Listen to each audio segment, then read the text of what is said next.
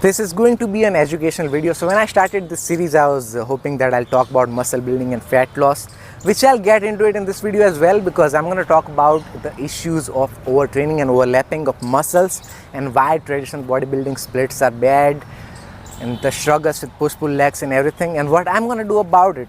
We'll get into that, but first we're going to talk about hair loss and how I'm planning to combat hair loss, because as you can see, I don't have the hairline which I had back in the day, and this is pretty recent. I shaved my head, and that was the main reason I couldn't recognize that I was losing hair, because I had trimmed all of my hair. So now I have found out after growing my hair that there are hair in the front of my head which are not there, which were there before. Okay, so now I'm gonna talk about the reasons why I think it happened. I'm going through a hair loss condition which is called telogen effluvium. So that basically means stress related hair loss. So in the last 6 months my stress was increased. I was drinking a lot of coffee. I went through some significant changes in my life, some moments which were like pretty bad for me in this year, and combine that, I started smoking for the very first time in my life in the year of 2024. I have already quit that, but that definitely played a part. And my diet was literally the worst diet I have ever had in my life since the beginning of this year. So bad diet, smoking, stress, and that's so many reasons, and not sleeping enough and having high cortisol. So I was drinking 7 to 9 mugs of coffee recently, so I have cut that immediately to bring my cortisol down. Now I have limited myself to just 2 mugs of coffee. I have swapped the coffee with green tea. So green tea will calm me down, it will have less caffeine, so that is going to help me. And then what else I'm going to do to prevent it? Let's get into it.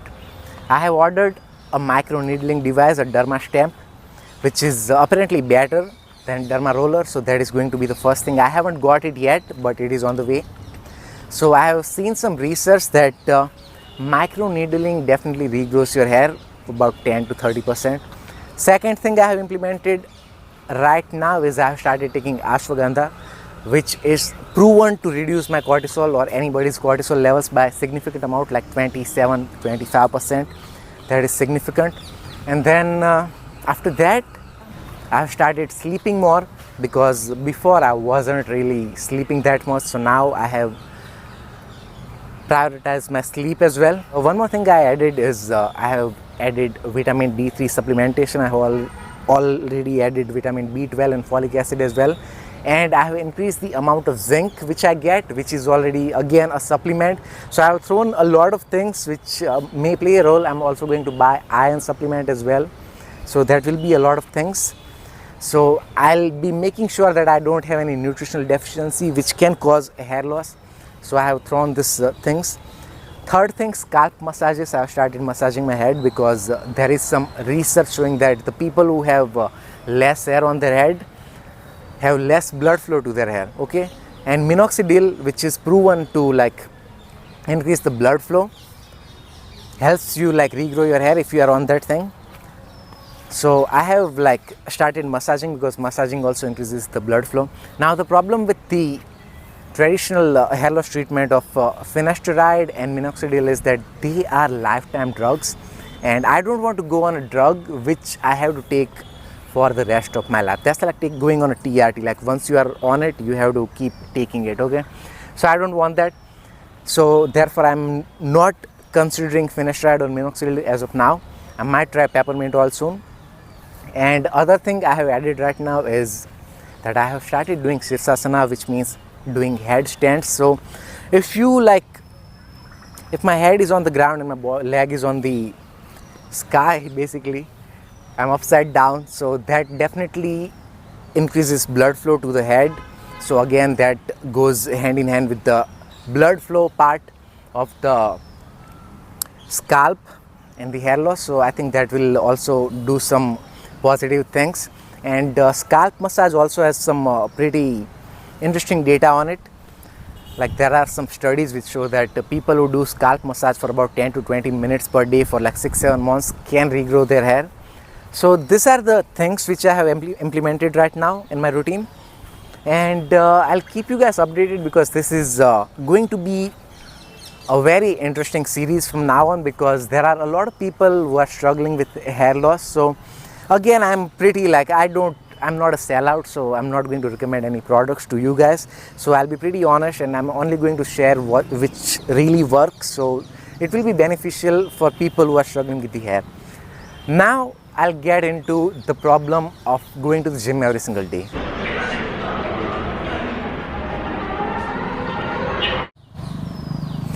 Getting vitamin D in the season of monsoon is getting hard, but I try to do what I can.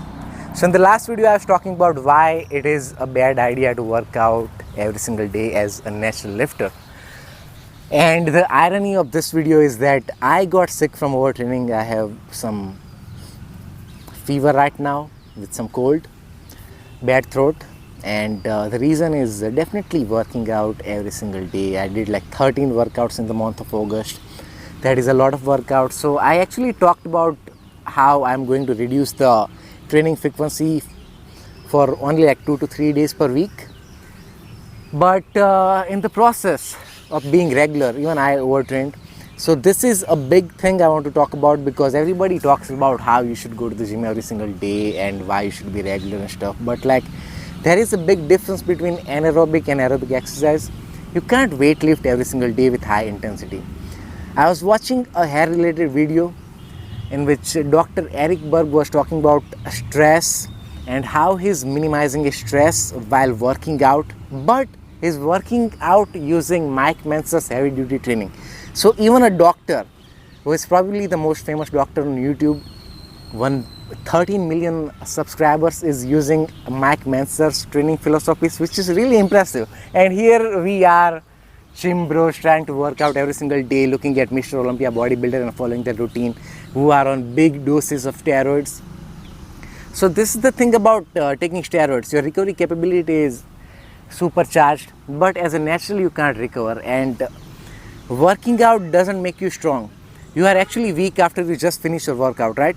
But if you allow your body to recover, then it will recompensate and become even stronger. But for that you need sufficient time between each workout. So I'll be taking days off from gym more frequently now.